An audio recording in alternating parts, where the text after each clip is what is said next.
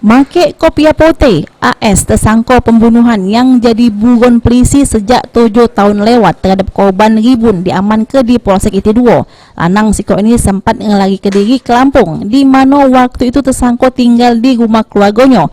Sesudah mengerasuk dirinya aman, sama kangen keluarga, AS pun balik lagi ke Palembang. Lalu netep di rumahnya yang berada di Jalan Urip Sumoharjo. Sesudah mengetahui keberadaan tersangka, polisi langsung melakukan penangkapan terhadap tersangka di rumahnya.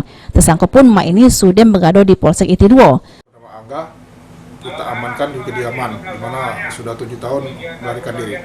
Dari pemeriksaan mungkin motif kejadian, Motif kejadian ini masih motif salah paham, sehingga 4 orang ini melakukan kekerasan terhadap korban. mungkin pasang masuk berencana bukan? Ternyata berencana. Ini masih ada satu DPO lagi nih. Masih satu DPO. Selama pelariannya di Lampung, menurut pengakuan AS, dirinya begawe sebagai petani. Juga perbuatannya 7 tahun lewat, tersangka sudah melakukan perbuatannya ke korban karena kesel. Pasalnya, korban waktu itu sudah menabok tersangka. 7 tahun. 7 tahun yang lalu. Singkatan dari mana, Bang? Sempat lari ke Lampung. Tempat siapa? Ke Lampung. Tempat siapa? Tempat saudara juga. Saudara. Bang, mau juga kok. Iya pak. Ngapa balik? Ya kangen dengan keluarga pak. Punya anak, punya bini? Sudah punya anak.